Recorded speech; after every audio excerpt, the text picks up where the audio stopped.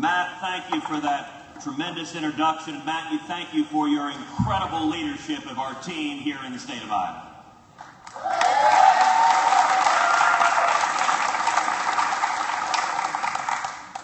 And it's terrific to be with my good friend Steve King.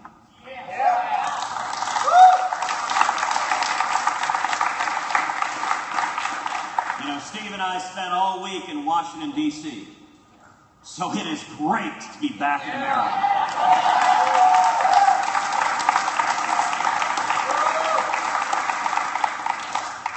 Now, I'll tell you something. Steve and I have fought side by side in battle after battle after battle in Washington, whether it is standing up to Obamacare or standing up to President Obama's unconstitutional executive amnesty, or standing up and fighting the lawlessness of this administration. Now, in Texas, we know a little bit about people who are tough. You know, Chuck Norris is from Texas. You know, my girls are 4 and 7. You know how some kids like to wear Superman pajamas? Well, Superman wears Chuck Norris pajamas. And Chuck Norris wears Steve King pajamas.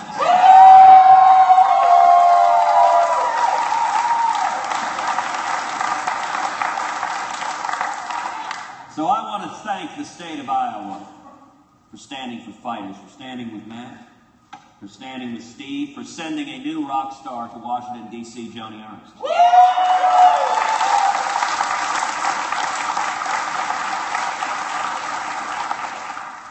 You know,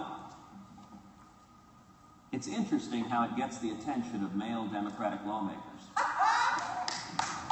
When a new senator made her name removing the manhoods, they somehow shift really uncomfortably whenever Joni starts to confront them. I'm thrilled to be back with so many friends here today. I want to talk today about a new vision for our nation. David McCullough's new book, he tells a story that captures perfectly the Washington approach and mindset to solving problems. On October 7th, 1903, the national press gathered along the mosquito-infected banks of the Potomac River to see Samuel Langley's new invention. Langley had been successful 2 years earlier in launching an unmanned flying machine that glided in the wind. But this time, a motor-powered aircraft called the aerodrome was going to be put to the test. Funded by the United States War Department, Langley had been given $50,000 in taxpayer money to develop this project. Langley's assistant climbed onto the contraption atop a houseboat where the airship would be catapulted into the air. Earlier that summer, a quarter-scale unmanned model flew 1,000 feet before it crashed into the Potomac. The New York Times' mocking headline read, "Aerodrome as a submarine." The full-scale aerodrome with its pilot suffered a similar fate, crashing immediately after launch. Reporters said it fell like a ton of mortar. They would try again. It was nearly getting dark at 4:45 p.m. on December 8th when the aerodrome was catapulted straight up over the icy Potomac. It flipped over, its wings crumpled, and crashed into water no more than 20 feet from the houseboat from which it was landed. Langley's assistant managed to free himself from the wreckage and was pulled from the freezing water and offered a shot of whiskey. 9 days later, at 10:35 in the morning, two brothers from Ohio, the sons of a preacher, who owned a bicycle shop, who had only a high school education, who had no money, no backing, no political connections, would make history at Kitty Hawk, North Carolina. With just $2,000 that they had saved together, not of taxpayer money, but of their own life savings. Orville Wright won the coin toss with his brother Wilbur, and he became the first man in flight. He flew for 12 seconds and 120 feet, less than the wingspan of a 747. But Orville and Wilbur had overcome what none of the great minds over centuries of attempts could. It's yet another story of American courage and determination and the belief that these two brothers could solve the mystery of flight. It never occurred to them that they couldn't. They simply believed that they could. Fast forward to 1979. 1979, Eastern Europe up until that time had been dominated by the Soviet Union. Poland, after finally being freed from the clutches of the Third Reich, had been enslaved by communism, then for more than 30 years. The Poland of the 1970s is a phantom of the past. The people are poor and without hope. The buildings droop more heavily than they did even after the war. And the once vibrant faith is left hidden in the recesses of the cities and towns. Then in June of 1979, something revolutionary began to happen, a change that would reverberate across the world. The newly elected Slavic-speaking Pope John Paul II negotiated with the communist leadership a 9-day apostolic journey to his homeland. A journey that would radically change the course of history. As news spread of the Pope's arrival, the people of Poland slowly began to emerge from their dark, quiet units. As they did, they lined the streets with contagious anticipation. The moment the Pope stepped foot on his mother country, he kisses the ground. And the muted church bells begin to ring, one after another after another. On June 2nd, 1979, as Pope John Paul made his way to Warsaw's Victory Square, to a spot that I visited 1 year ago, 3 million Poles assembled to openly celebrate Mass. The Polish-speaking pontiff asks the people if they were ready to embrace who they are. He said, man is incapable of understanding himself fully without Christ. He cannot understand who he is, nor what his true dignity is, nor what his vocation is, nor what his final end is. He cannot understand any of this without Christ. For 14 minutes, the crowd interrupted the homily in a collective outpouring of emotion and began to chant, "We want God. We want God."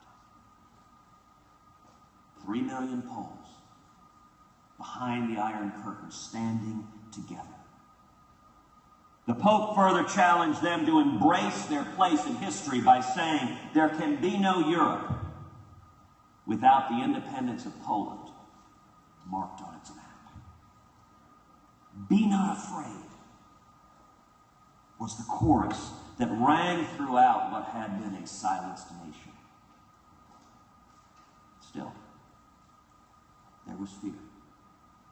But this time it was not the people who were afraid, but the communist authorities. For the first time, the people began to realize that there were more of us than there are of them.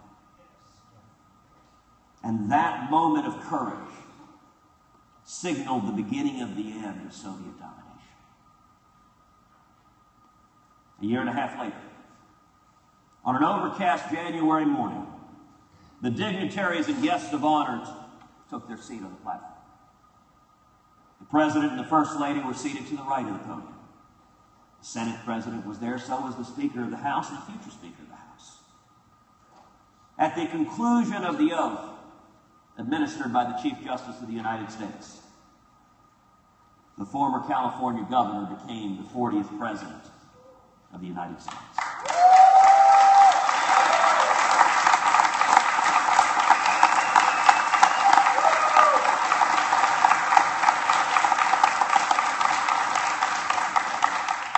As Ronald Reagan was delivering his first inaugural address, the news quickly began spreading among those sitting on the stage that the hostages who had been languishing in Iran for 444 days had just been released.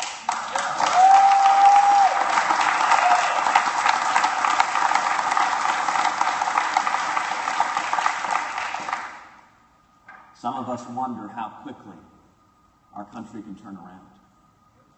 We look at the foreign policy disaster, the domestic disaster, the constitutional disaster that is the Obama administration. Within minutes of taking the Oval Office, our enemies across the globe realized there was a new commander-in-chief, and Iran said, "We surrender, we're sending Americans home."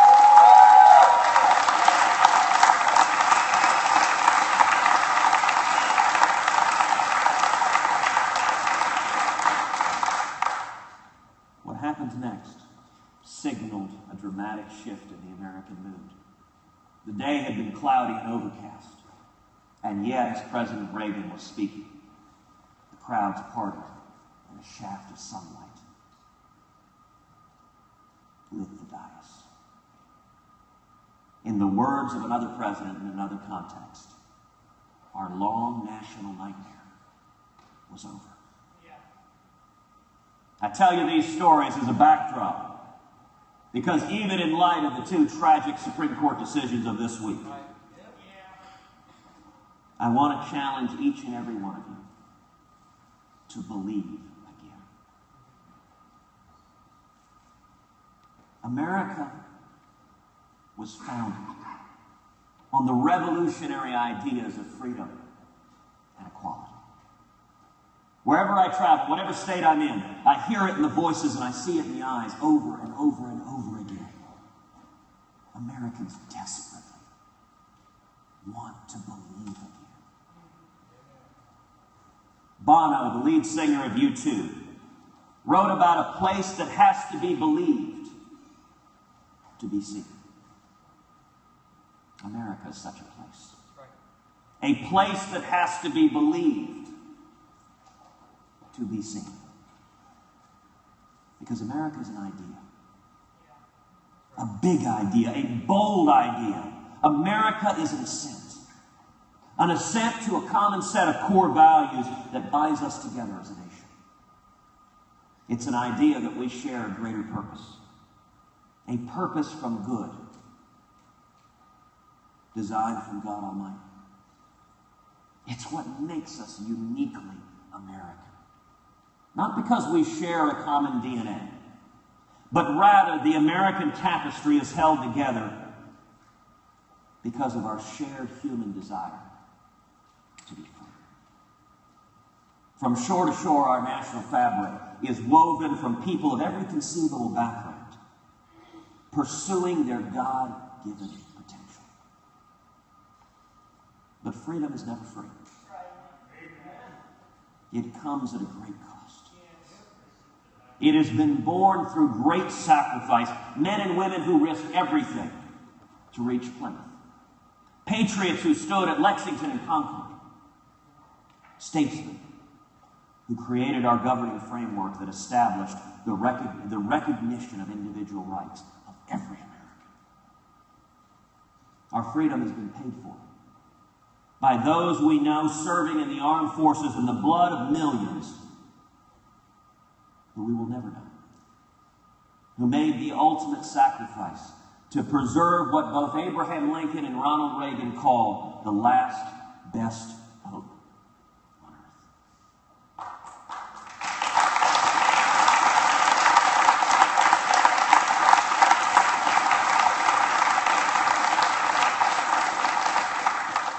We owe it to them, to their sacrifice, to believe again.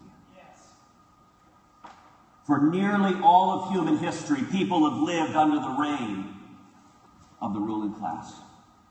The breakout idea of the late 18th century was freedom and self-government.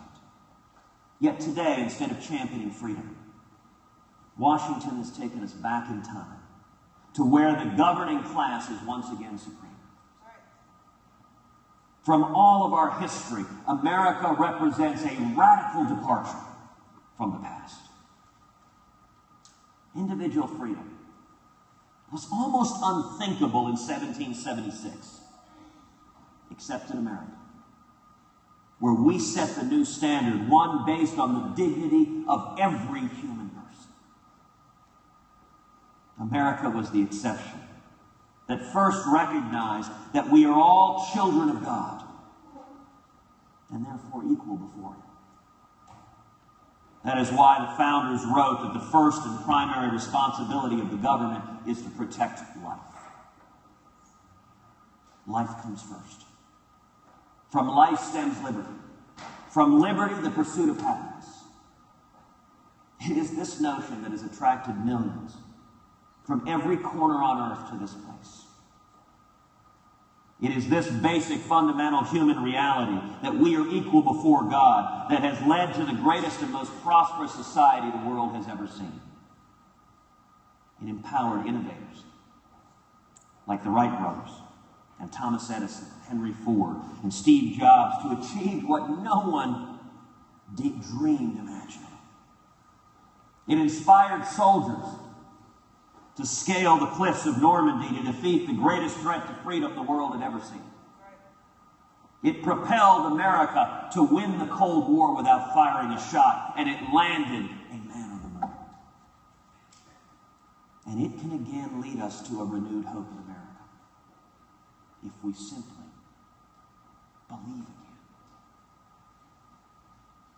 But not everyone believes in the idea of America. They have other ideas. Their ideas don't value the power of the individual. They value centralized power. Even though we've seen the horrific consequences of worn-out ideas, and we should have learned these hard lessons long ago,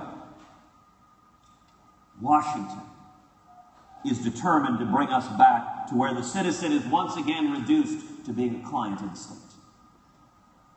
People know it's happening and feel helpless to change it. For decades now, power has been meticulously amassed in Washington, D.C. The power brokers in Washington, which include the union bosses, the giant corporations, the lobbyists, the media, and sadly, career politicians from both parties.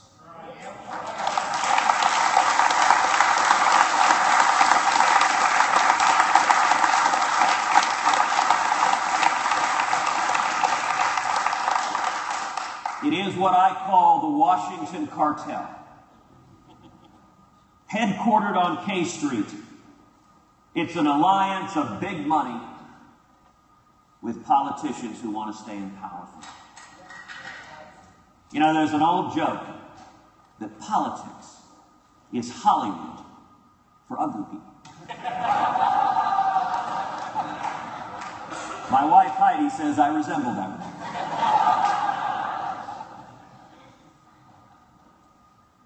The Washington cartel has perverted our constitutional republic by making politicians more accountable to lobbyists and special interests than they are to the people who elected them. And sadly, this has infested all three branches of government. This week, we have twice seen Supreme Court justices violating their judicial oaths.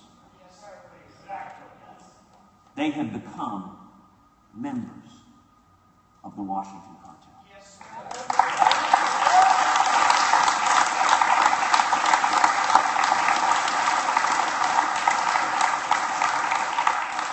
2 days ago, the justices rewrote Obamacare yet again in order to force this failed law on millions of Americans. Yesterday, the court doubled down with a 5-4 opinion that undermines not just the definition of marriage, but the very foundations of our representative system of government.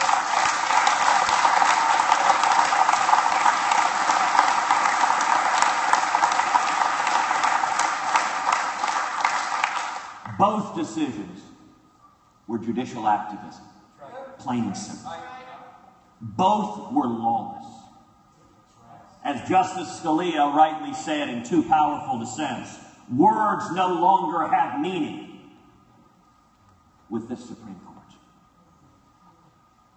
And sadly, the political reaction from leaders of our party, members of the cartel, is all too predictable.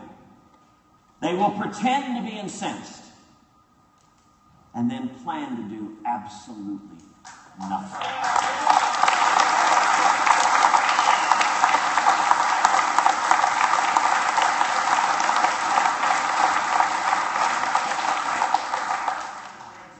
I'm going to tell you the sad and sorry truth.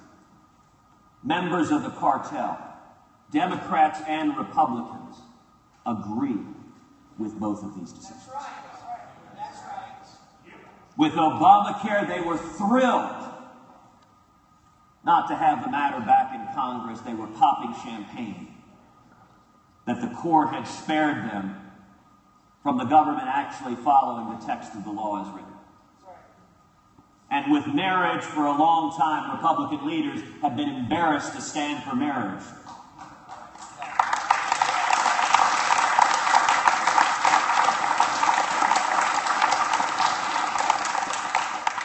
The donor class tells them, no, don't talk about such things. There's money to be made. And sadly, we've seen several 2016 candidates, in response to yesterday's decision, saying it is the law of the land. We must accept it and move on.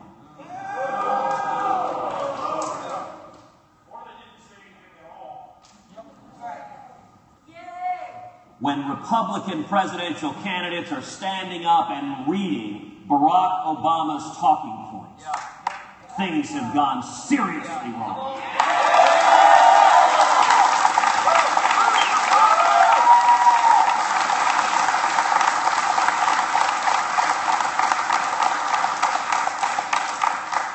Make no mistake, this week the United States Supreme Court has made 2016 a referendum on repealing Obamacare.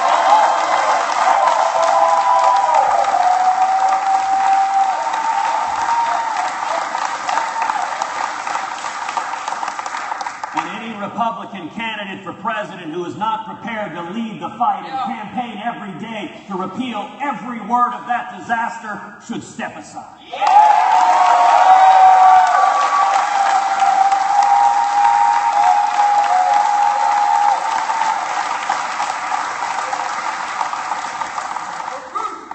And for those who say the marriage decision yesterday is the law of the land, it is fundamentally illegitimate, it is wrong, it is not law, and it is not the Constitution.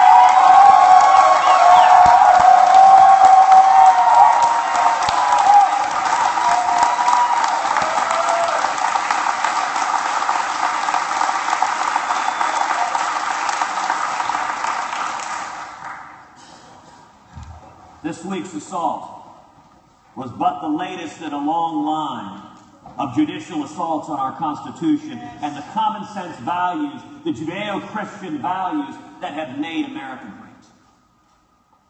During the past 50 years, the court has condemned millions of innocent unborn children to death, has banished God from our schools and our public squares, has extended constitutional protections to prisoners of war on foreign soil, has authorized the confiscation of private property from one person to transfer it to another.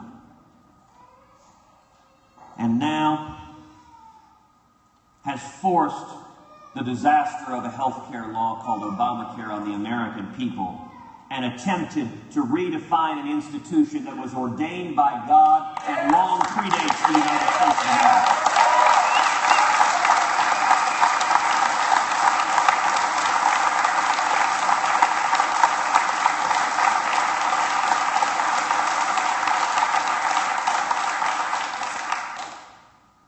Now, the founders laid out a remedy. They believed that the remedy to judicial tyranny was impeachment. But sadly, history has demonstrated, as Thomas Jefferson put it, that impeachment is not even a scarecrow. A United States Senate that cannot muster 51 votes to block nominee Loretta Lynch for Attorney General, who openly committed to continue an unprecedented course of executive branch lawlessness, can hardly be expected to muster the 67 votes needed to remove Anthony Kennedy from office. That's right. But we need to hold the justices accountable. That's right.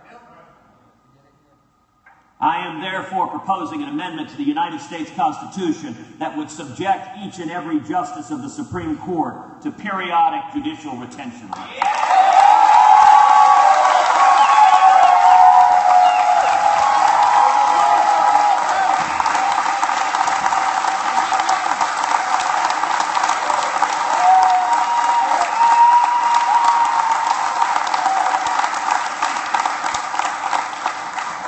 The judges are not above the people. As Justice Scalia said, 320 million people do not have a ruler in 5 unelected lawyers wearing black robes.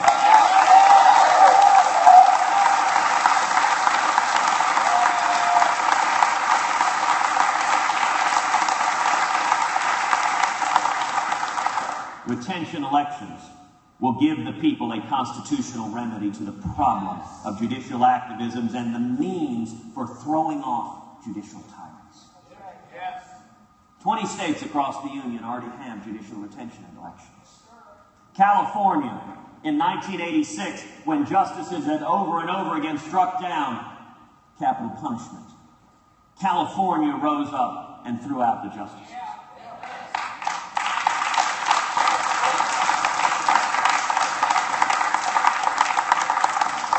Nebraska, when its justices refused to recognize term limits, Nebraska rose up and threw the justice off the court.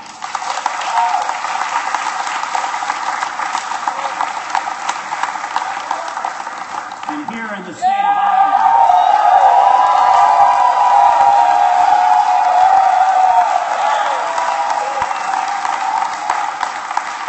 the men and women in this room and across this great state stood up to judicial tyranny.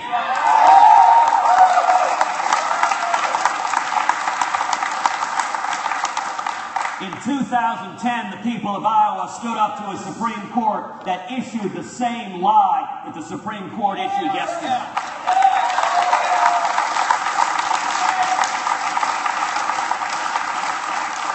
In 2000, the people of Iowa threw off the judicial tyrants. We've done it before, and we can do it again.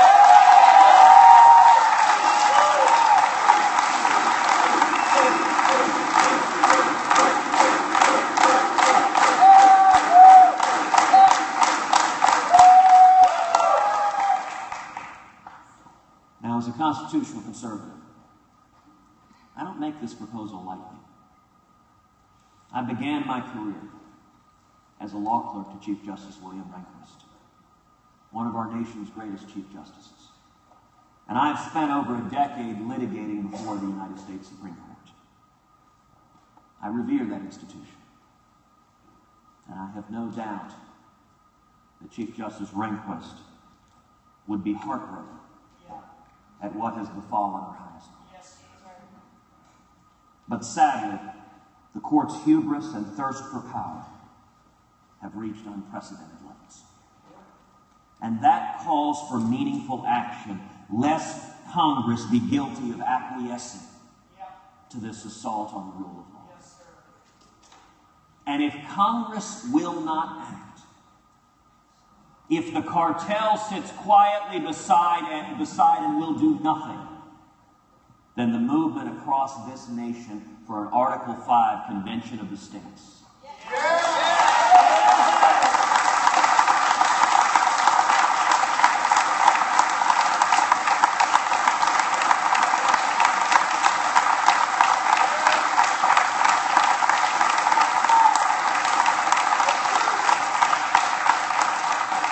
To propose directly amendments to rein in the out-of-control Washington cartel, that movement will only grow stronger and stronger and stronger. We must hold fast to the miracle that is our Constitution and our republic. We must not submit our constitutional freedoms and the promise of our nation to judicial tyranny. Tolerating any pretense to power from Congress, the White House, or the Supreme Court above the Constitution comes at an enormous price of our freedom and our future. Because the Washington cartel does one thing: it protects the past. No one in Washington represents the future. The game is rigged, and they want to keep that game rigged in their favor.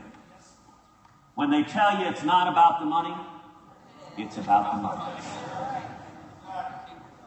Today is a time for truth. It is a time to stand up to the Washington power brokers, including those in the Republican Party.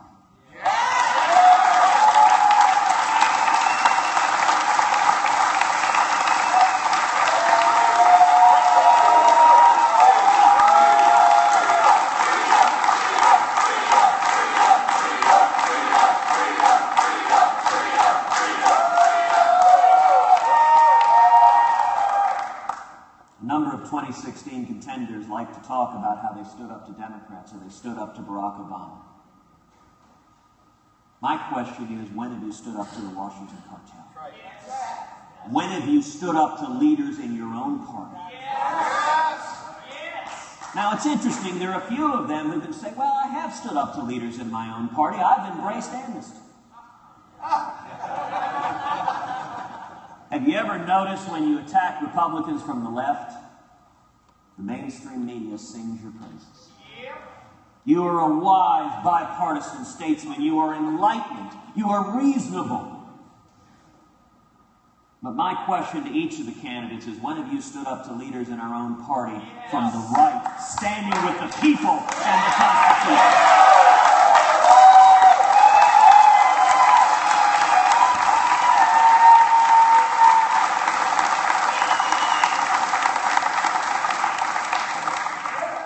The last thing that Republican leaders in Washington want to see is millions of Americans across the country mobilizing and coalescing around one strong conservative candidate in 2016. Here's what the Washington cartel wants. They want us divided.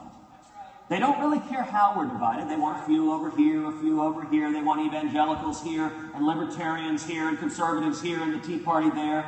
And that's how, once again, they run right up the middle at 24% and nominate an establishment moderate who loses the general election to Hillary Clinton.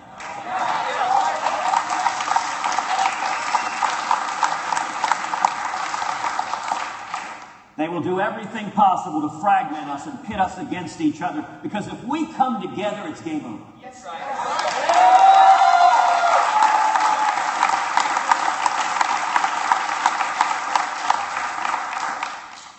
Let me tell you how the Washington game works.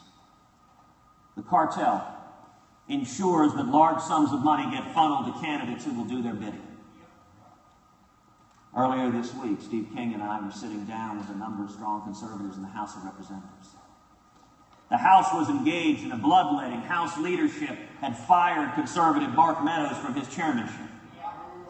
And it announced it was firing another conservative, Ken Buck, from his leadership position, because they dared stand with the people against the Washington cartel. I was listening to conservative freshmen in the House who were describing what leadership does. All of the conservatives they cut off the money from. No money for conservative candidates. At the same time, they're funneling hundreds of thousands of dollars to the moderate establishment House candidates, to those who will be rubber stamps for leadership, to those who will stand with the Washington cartel and in every instance say, more power, more money for the corporate interest in Washington, less freedom for the American people. That's right. You know, buying seats in Congress is a relative bargain for all the carve-outs and payouts they get in return. There are literally thousands of examples, including energy subsidies, sugar subsidies, pork barrel projects, waste, fraud, and abuse throughout government. There is no end to the cartel's reach. And it doesn't care what party you're in. You know, a few weeks ago, Mitt Romney invited all of the pro-amnesty candidates to a donor retreat in Utah. Every candidate he invited there had been a vocal supporter of amnesty. Didn't matter whether they were polling well or down at 1%. If you had supported amnesty, you were invited. Their opening speaker at this Republican donor retreat was David Axelrod. Let me tell you what David Axelrod told these ostensibly Republican donors and these ostensibly Republican candidates for president. The next race will be won by somebody running to manage Washington, not to change Washington. That one sentence sums up this entire primary, and it sums up the entire election. I'll tell you this, I ain't running to manage Washington. I'm running.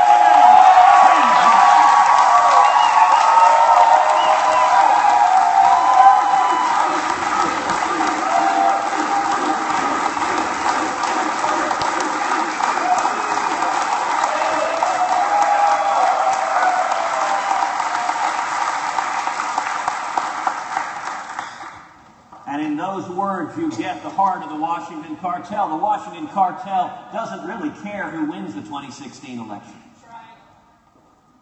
If the cartel member from either party is in office, nothing changes. You notice when Democrats are in office, regulations grow exponentially. When Democrats are in office, when Republicans are in office, they grow a little more slowly. As a cynical friend of mine observed, we should make a bumper sticker. Republicans, we waste less.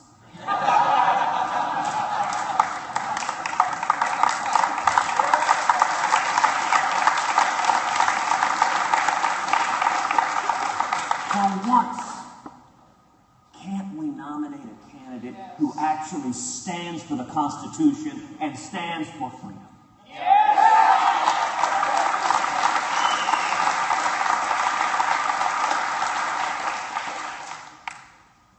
The cartel only knows one thing: how to extort power and money to get what it wants. And if I am elected president, it will stop.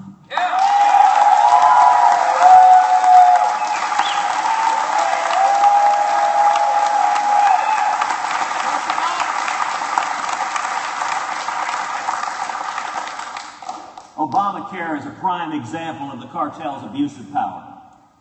A bill that was passed that few read, although Nancy Pelosi told us we had to pass it to find out what was in it. And even fewer understood, and there was a good reason. They didn't want you to know the truth. As Jack Nicholson said, their view was you can't handle the truth. And the truth was who would benefit from it.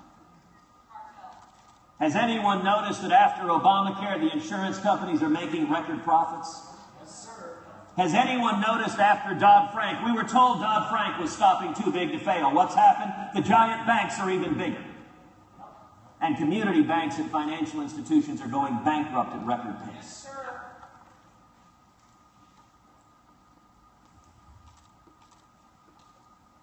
Overlay that on top of unbridled regulatory power, and you begin to understand why our economy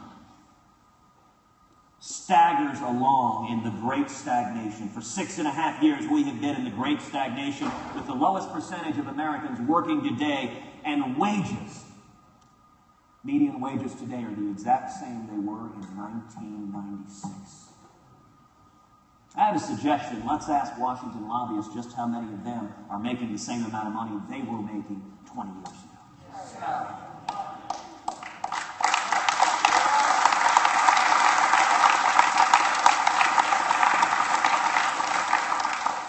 6 of the 10 wealthiest counties with highest median income in the country are in and around Washington, D.C. You get members of Congress who retire, get 7-figure paychecks at lobbyists. I think we need term limits, and we need to permanently ban members of Congress from ever lobbying.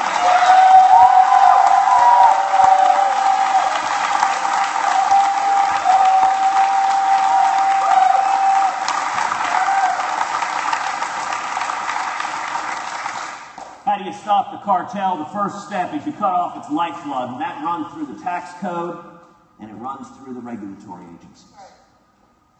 By simplifying the tax code and overhauling regulations that handpick winners and losers, we effectively pull the power plug off of the Washington cartel.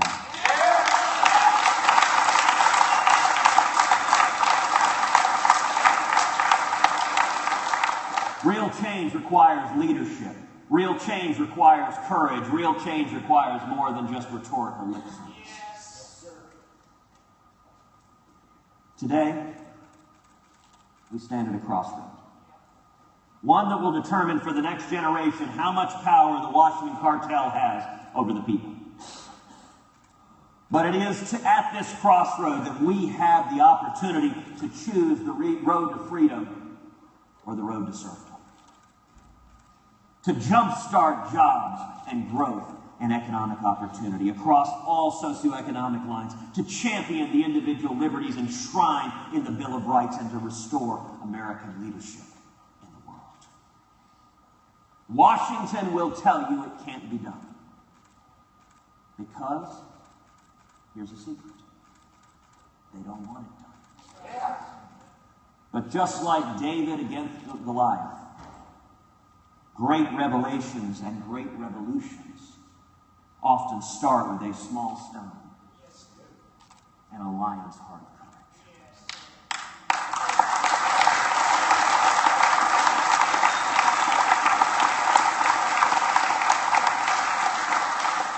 It's going to take each and every one of us standing together. We can break the backroom deals of the Washington cartel by moving to a simple flat tax.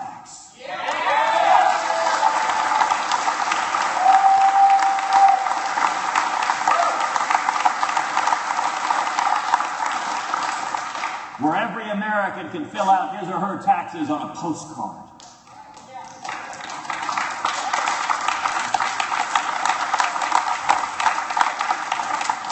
And when we do that, we should abolish the IRS.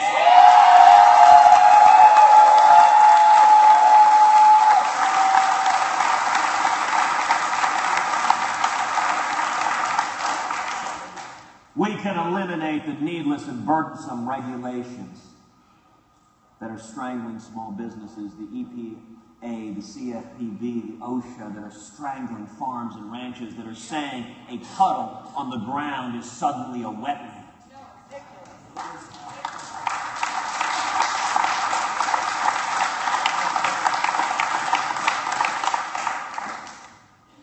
I give you my word in the Cruz administration, we will not see the regulations grow more slowly. When we leave office, regulations will be materially smaller and liberty concomitantly larger.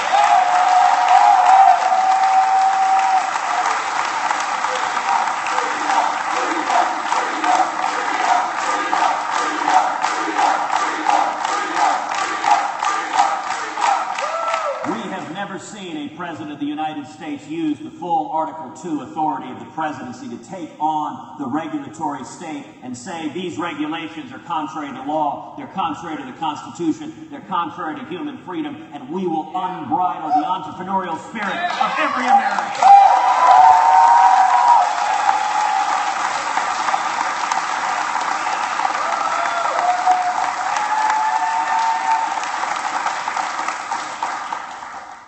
We can eliminate Common Core.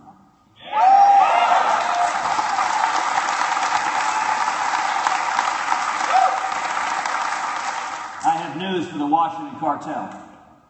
We already have a Common Core. It's called the United States Constitution.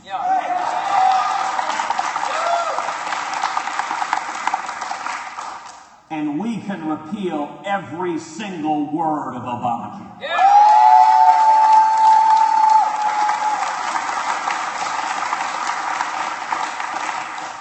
We can open up the marketplace so families can get better health care with more choices at lower cost without government getting between us and our doctors.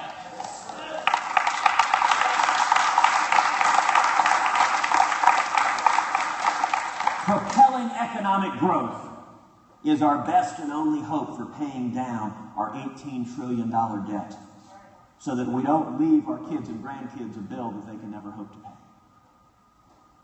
And while growth is an essential function in the equation, we've got to get spending under control.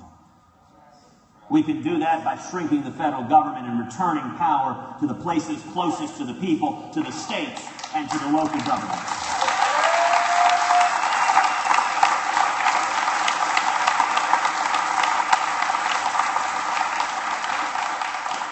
For far too long, the Washington cartel has cynically used the most vulnerable Americans as a political weapon to deceive the people into equating federal spending as a measure of caring for the poor, for the elderly, for children in their education, for caring about the environment. Yet the people who claim they want to help never seem to manage to solve or help anyone escape the crushing generational poverty that has trapped so many and kept them from a better future. The real tragedy of the Washington cartel is that it traps struggling families in a cycle of welfare dependency. You know, in my view, the social safety net should be a trampoline and not a hammock.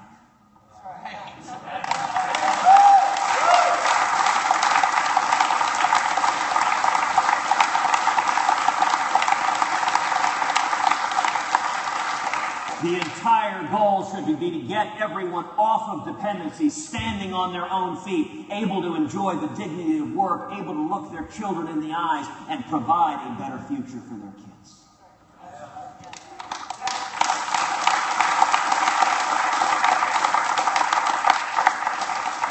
No amount of money sent to Washington will eliminate poverty.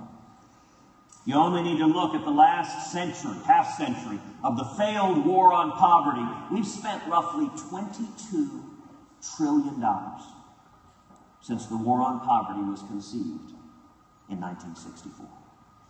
And yet the poverty rate has remained virtually the same. For each trillion doled out, we've trapped more and more people into a cycle of dependency. We've broken up families. We've caused fathers to flee their children. And we've extinguished hope. Poverty goes far deeper than a person's pocketbook. It is both material and spiritual. Without hope, poverty cannot be overcome. And the reason that federal bureaucrats are so ineffective at solving it is because there is no subsidy or substitute for hope. No government program can instill in someone their intrinsic worth and dignity. That comes only from God Almighty. Yes.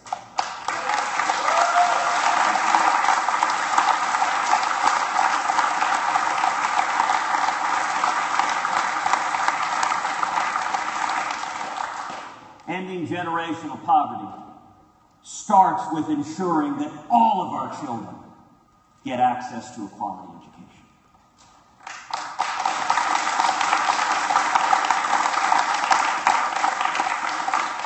We have never had a Republican presidential candidate who campaigned hard and every day on extending school choice to every child in America.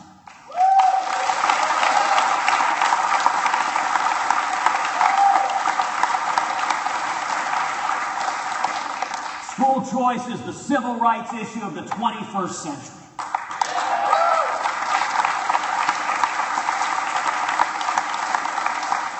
And every child, regardless of race, regardless of ethnicity, regardless of wealth, regardless of zip code, every child deserves the hope and opportunity of a quality education, of a chance to achieve the American dream.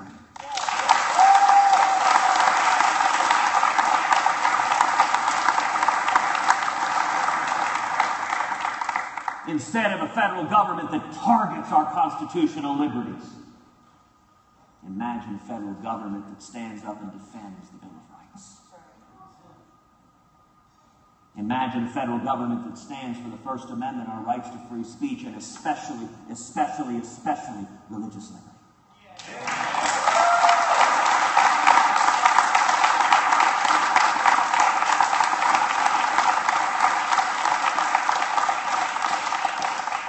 Religious liberty has never been more in peril than it is right now, from Indiana to Arkansas to yesterday's decision. Right. The Washington cartel is coming after our First Amendment rights. Exactly right. And far too many Republican candidates for president are afraid to speak the truth. That's right. Indiana was, as Ronald Reagan would have put it, a time for choosing. And far too many Republican candidates chose that exact moment to go and rearrange their soccer field. I have spent 2 decades fighting to defend religious liberty, successfully defending the 10 Commandments.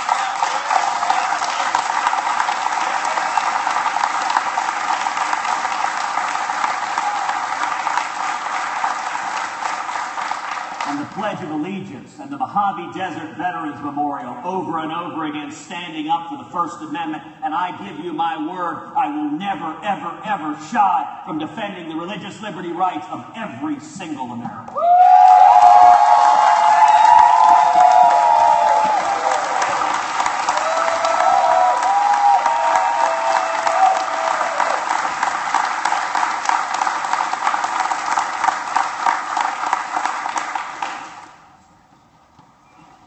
Federal government that defends the Second Amendment, the right to keep and bear arms.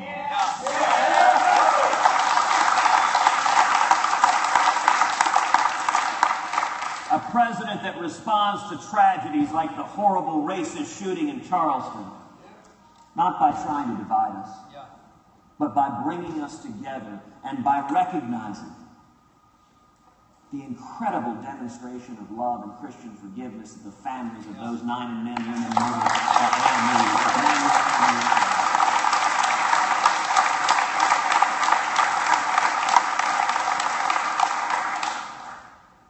all over the world. We have enemies who want to change our way of life.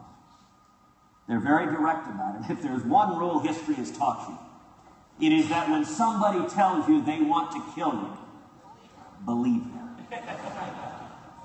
We shouldn't be making deals with our enemies. We shouldn't.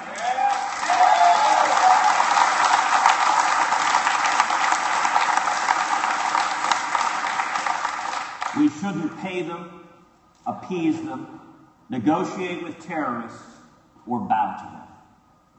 We should defeat them.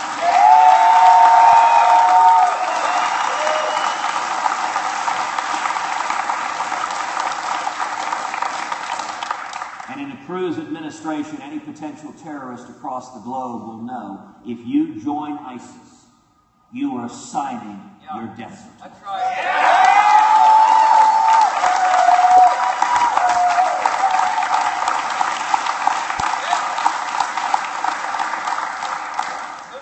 Yes, Mr. President, our enemy is radical Islamic terrorism.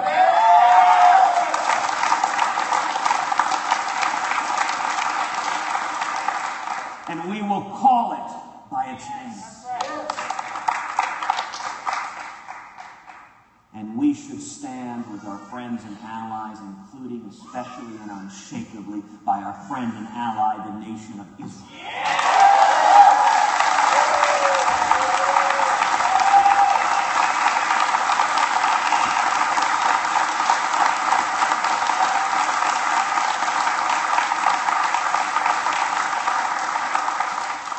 6.5 years ago, I would have told you that Prime Minister Netanyahu would come address a joint session of Congress, and the president would boycott him, the vice president would boycott him, every member of the cabinet would boycott him, Hillary Clinton would boycott him. You would not have believed such a thing as possible.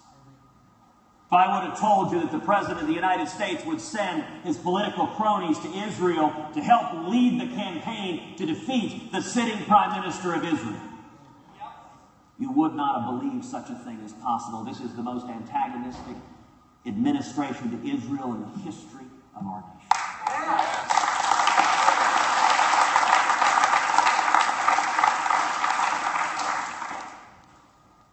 Over 5 decades ago, my father, Raphael, came from Cuba to America. He had been imprisoned and tortured in a Cuban jail cell. He arrived with almost nothing, and he has dedicated his life to trying to repay all that America has given. If you want to understand the hope and promise that our nation embodies, put yourself in the shoes of that 18-year-old kid from Cuba, standing on the deck of a ferry boat headed to the Florida Keys, leaving behind the dark and damp jail cell where soldiers had beat him over and over again with billy clubs, shattering his nose, shattering his teeth. Looking out to the crashing waves and looking to the hope that is promised by the United States of America. If you want to believe again, see America through the eyes of that teenage kid. Or see America through the eyes of every one of our ancestors. Every one of us, we are the children of those who risked everything for freedom. Remember that hope, that optimism that led every one of our families to risk everything to stand for freedom, because only in America,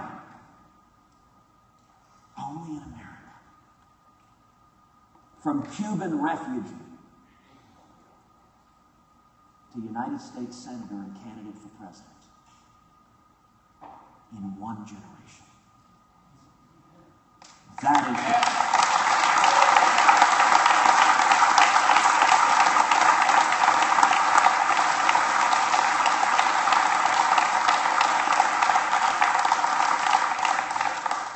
is the promise of America.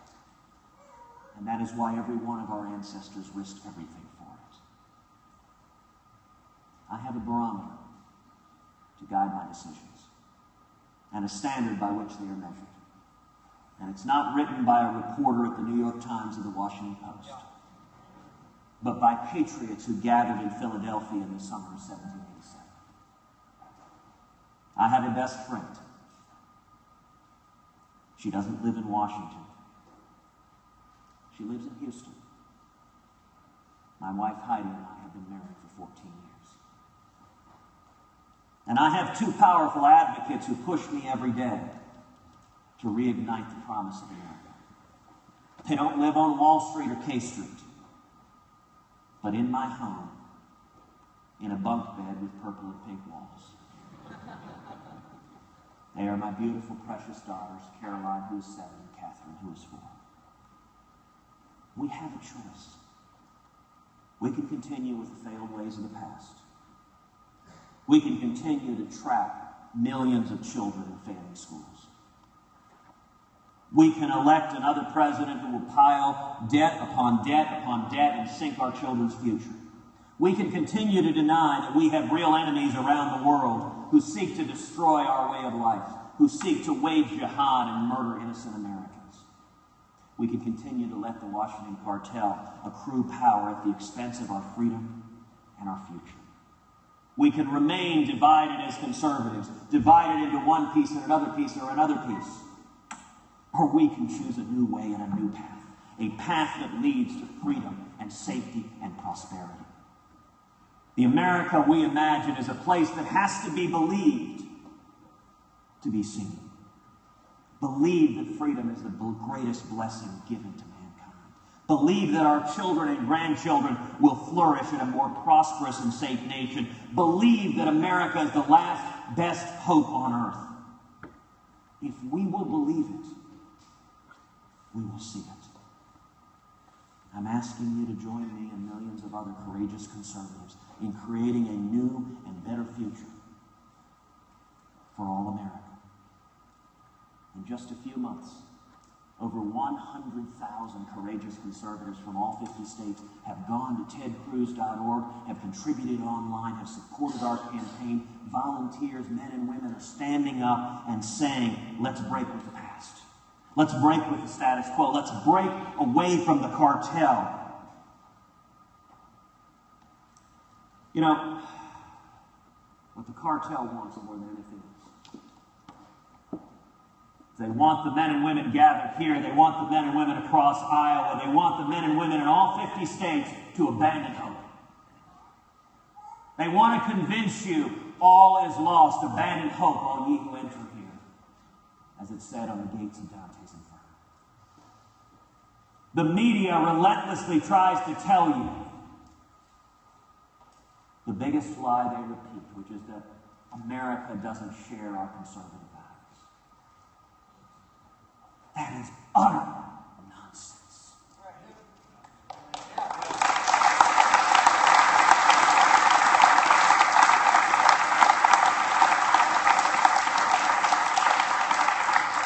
We are a center-right country. We embrace the Judeo-Christian values despite Hollywood telling us every day that eternal truths are no longer relevant.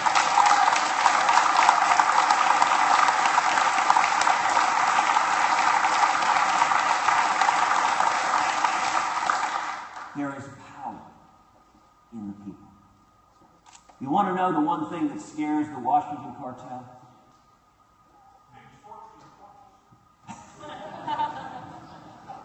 It's the same thing that scared the Soviet oppressors in Poland. That the people realize there are more of us than there are of them.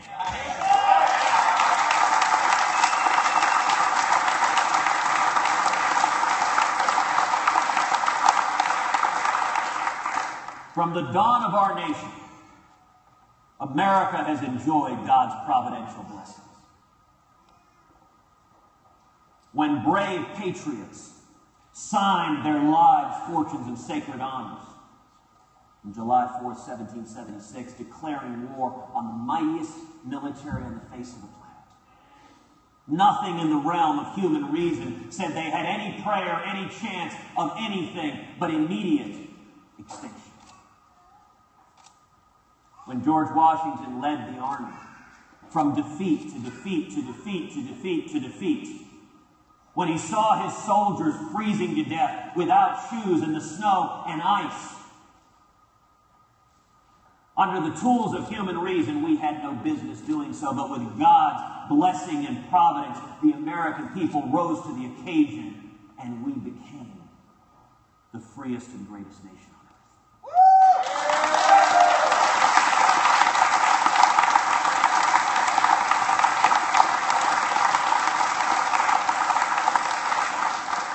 When we fought a bloody civil war, 600,000 Americans slain on American soil, brother fighting brother, to extinguish the original sin of our nation, that tragic shame of slavery. By any reasoned consideration, that civil war should have permanently rent this country asunder. And yet, with God's blessings and His providential grace, this nation was stitched back together into one unified whole. When we faced the Nazis, the most grotesque evil the world had ever seen, you look at those boys who scaled the cliffs of Normandy. Those white, imposing cliffs with machine gun turrets as they climbed dagger after dagger up a sheer rock wall. Under no reasoned assessment should we have been able to do so, yet with the grace of God, we defeated the Nazis and preserved freedom. In the 1970s, our president told us, accept malaise, misery, and stagnation. The Soviet Union was unbeatable, and we all had to put on a sweater.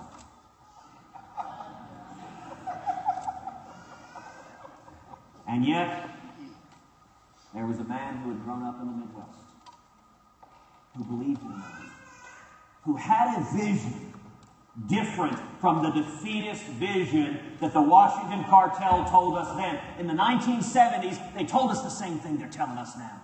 Give up. The American people aren't with you. It can't be done. 2 weeks before the election in 1980, the New York Times ran in banner headline, Jimmy Carter will be reelected by double digits.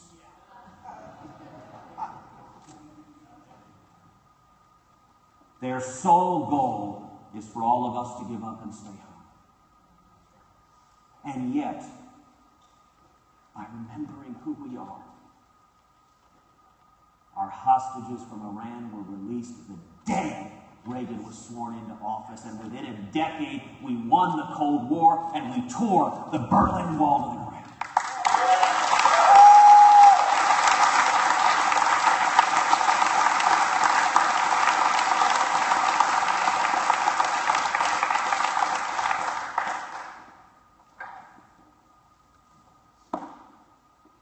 I believe in America with all my heart. And so do the men and women here. That's why you're here.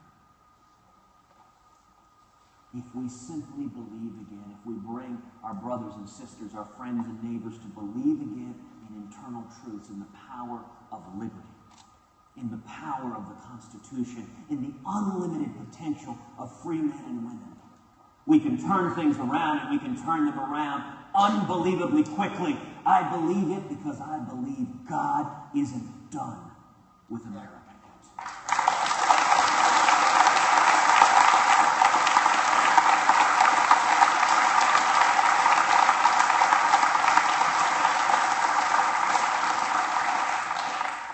That's why we're here. That's why we're standing together. To believe again. And to bring back that shining city on a hill that is the United States of America. Thank you, and God bless.